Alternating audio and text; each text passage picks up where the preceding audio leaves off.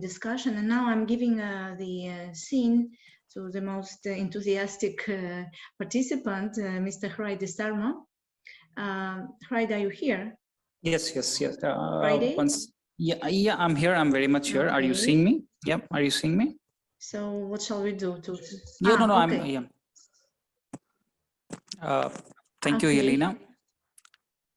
Are you seeing me? Okay, so the topic is going to be connecting opportunities. Yes. Thank you. So the topic is going to be connecting opportunities in frontiers of Asia with the Western Balkans. And as I said, like, the scene is yours. Thank you so much. Nice word, enthusiastic. So I need to be enthusiastic to get the others moving. And so, like as we said, we are absolutely at the very first stage of the whole endeavor, and there is a duty on myself, like conceptualizing the idea. How can we get some more people involved? And so I would basically like to throw in some points. I have not created a PPT intentionally, because I keep creating PPTs for my class lectures, etc. I'm working with a university in Mongolia now.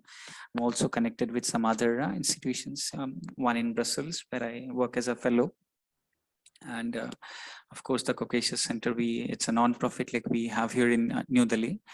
And I first of all would like to again shed some light on what basically is frontier markets. Now there are different concepts being shared by experts, etc.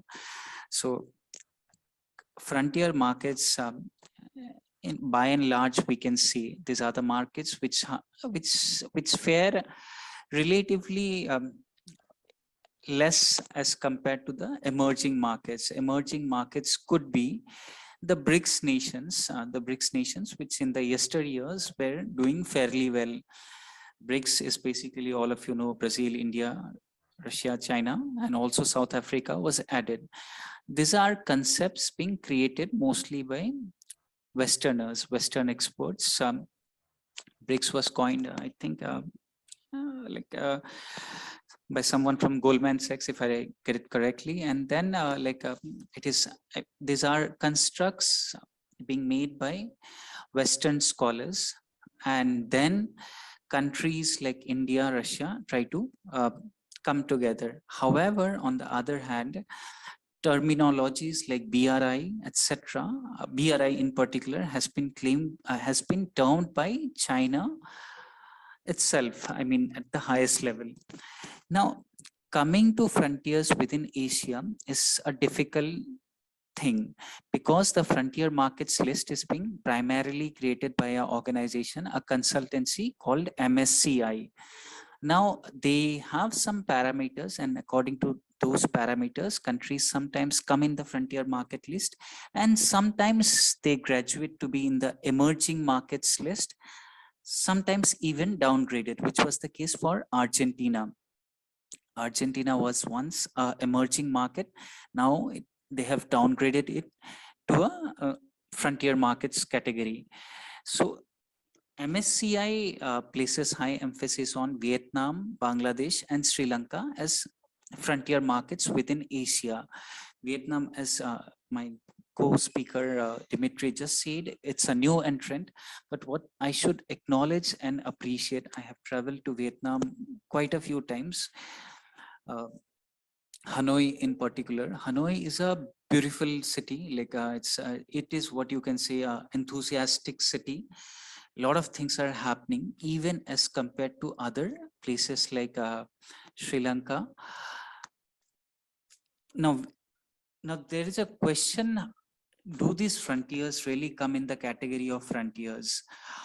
Like whether North Macedonia, which is aspiring to be a part of EU, or even Romania, which is a part of EU, is it emerging? Is it frontiers? And what about countries like Kosovo, which is still striving to get recognition from all countries? So one common fact that connects all of this emerging, or I would rather see them as emerging destinations. So they have a common thing, that is the liquid that is flowing within these countries are relatively less as compared to the more established countries.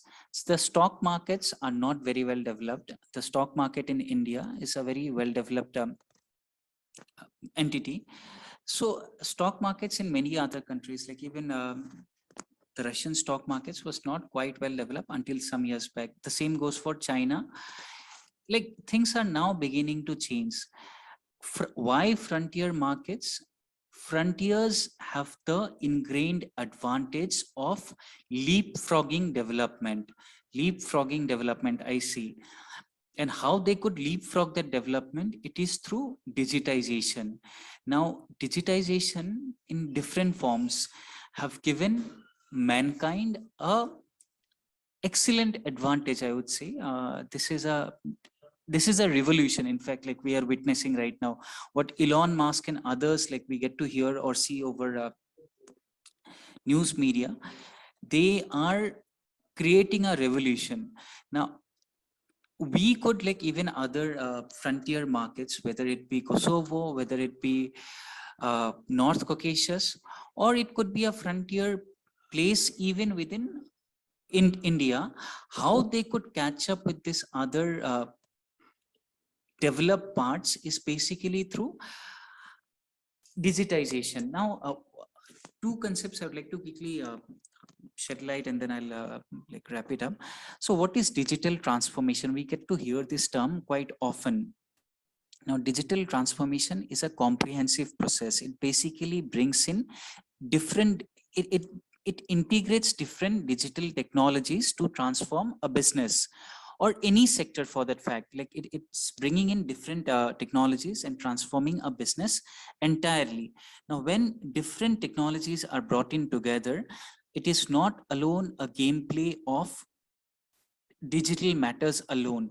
So what it involves is also cultural changes that come along with cultural, political changes that come along with economic changes, of course. So this is the basic term. This is the basic meaning for digital transformation. Now, I am an advocate of low tech. Like I keep on saying this, like I quite encourage like parties to even accept low tech advances. So it is not that we need to be connected only through advanced digital medium. We could be connected with Google Groups, which was used long back. Now, Google Groups are not in fashion nowadays. Now, Google Groups, I would say, it's a mere technology. It's not in fashion. However, when Google started 5 years back, Google Groups was quite fashionable. Then there were various other mediums. Now we have a lot of such applications which allows online meetings, etc. So some technologies, even in their basic form could help bring in transformation, and it is not always the highest and the most latest technologies that we need to apply. The second point I would like to reiterate is digital leapfrogging. Now, we had started the session with a discussion on China's advances. So China's BRI project, which initially, again, OBOR was perhaps, if I'm not mistaken, OBOR was constructed.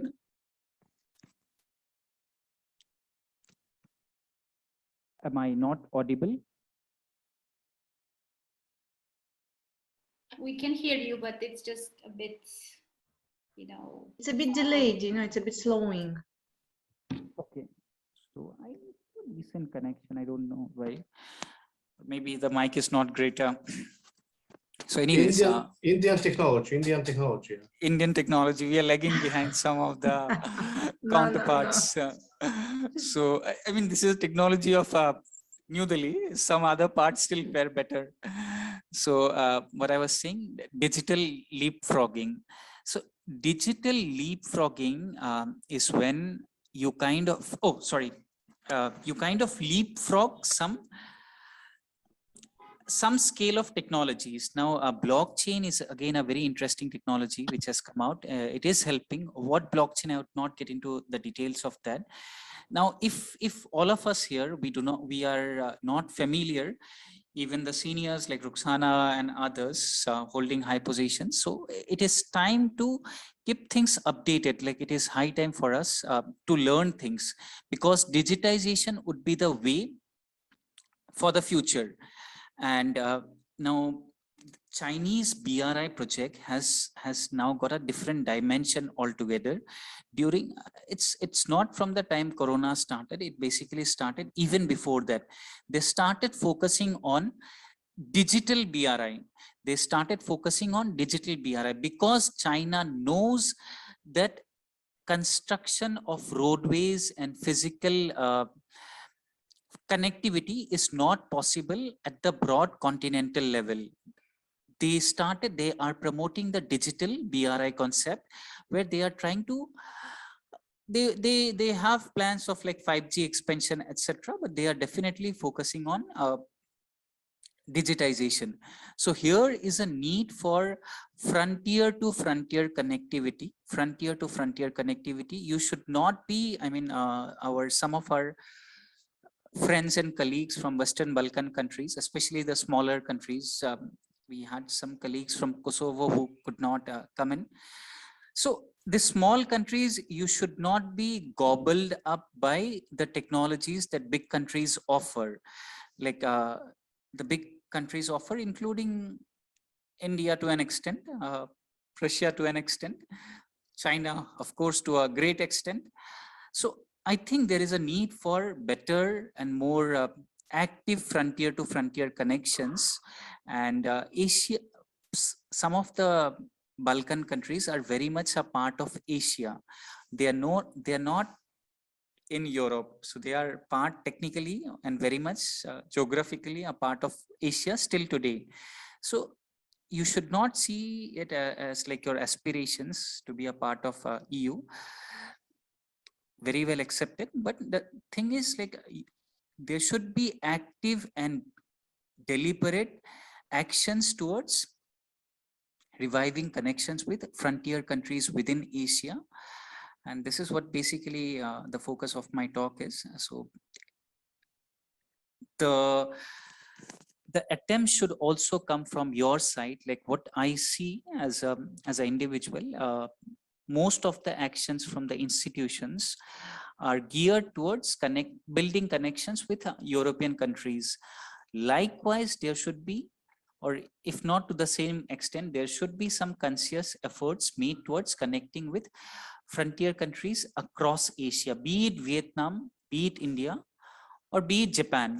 So there has to be like efforts which could help you steer in a power play dynamics, which could help you steer when China is flexing its muscles, when US is still strong, and sideways you have a Russia coming in and India. So I think a frontier to frontier linkages would help you survive and derive some benefits in the coming time. Thank you.